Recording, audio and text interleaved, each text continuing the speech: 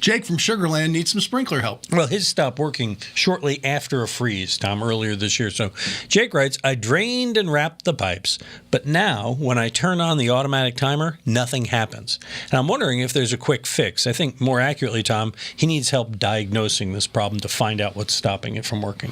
Well, I can tell you this. After this winter we had, including at my house, my sprinkler system had leaks in it. The valves were all stuck shut. I had to bring someone out to go ahead and go through the whole system and get it working again. And you'll probably have to do the same thing. It could be the valves. I don't know if it's the timer. I doubt the wires were broken, so that probably is not the issue. And I don't think you have any broken pipes, or you would know it with water everywhere. I think it's going to be in your valves, but I can't tell you why they're stuck. But you're going to have to find each and every one, and somebody's going to have to go through each valve, and you might have to replace a few like I did. That's a bad solenoid at that end. You just need someone out to troubleshoot it, and it's unless you do it all the time, it's one of those things where it's not something I can say, hey, turn the water off to the toilet and undo this and undo that.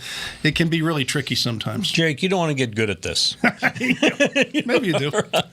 All right, but we want to get good at helping you with your projects. Send us your questions at HomeShowRadio.com. We'll help you out. You can check out other videos where we've done just that, and subscribe to our channel.